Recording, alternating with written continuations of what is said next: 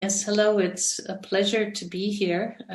It's a real nice opportunity for us to think together about what kind of future we would like to create. 10 years after the terrible Fukushima nuclear disaster, we can look back and see what have we learned, and we can think about where do we need to go in the years ahead. I would like to congratulate the Genjiren and Peace Boat for putting together this conference. It's really a terrific, exciting conference, and I think we will learn many new things together here.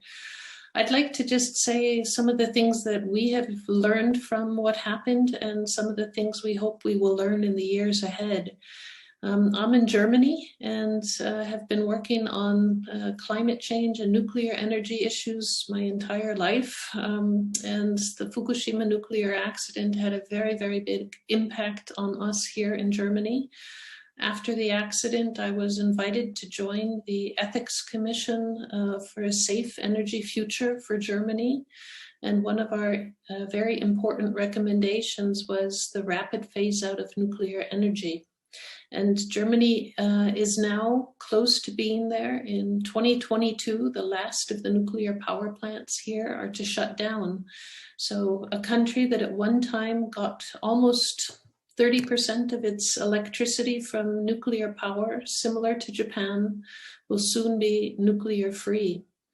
And in addition, what we've learned is the importance of relying on safe forms of energy. So renewable energy has been greatly expanded in the last 20 years, so that now almost half of all electricity is being produced from solar and wind and geothermal and hydropower.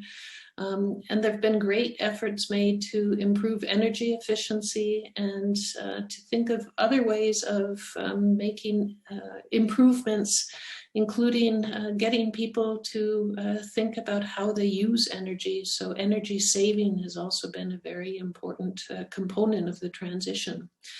And we've learned other things as well, and that's the importance of thinking also about the linkage between going against the nuclear trend and towards renewable, but also thinking about how we phase out of fossil fuels.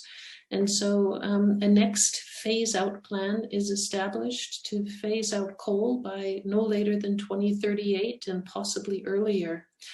And what we're learning out of all of this is the importance of developing economic systems, social systems that are much more in tune with nature and that are much safer and will lead to healthier lives.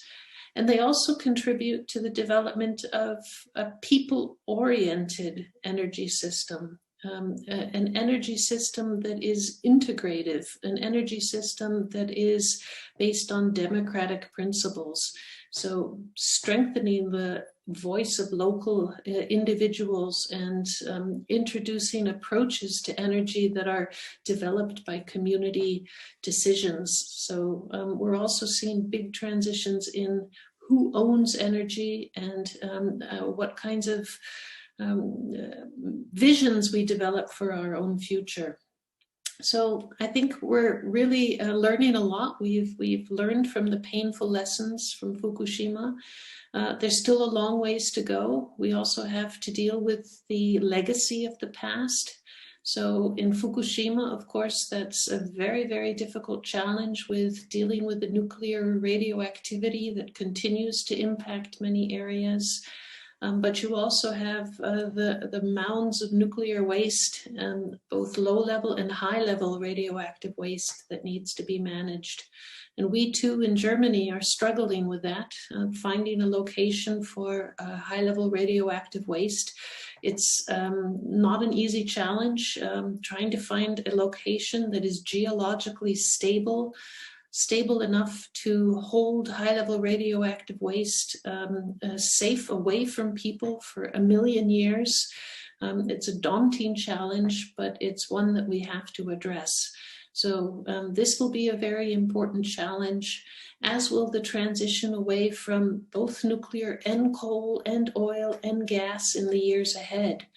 But it's also an exciting time. It's an opportunity. It's a way for us to think about how we structure our cities, how we transport our goods, how we heat our homes. And there's a lot of new possibilities for new technologies and new social organizational structures.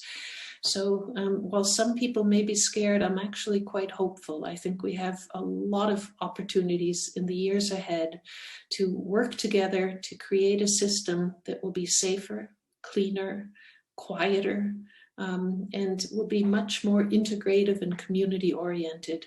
So the painful lessons of Fukushima have a silver lining in that we are learning how to work together better for a brighter future. And I thank the organizers of this conference for helping us to make that happen.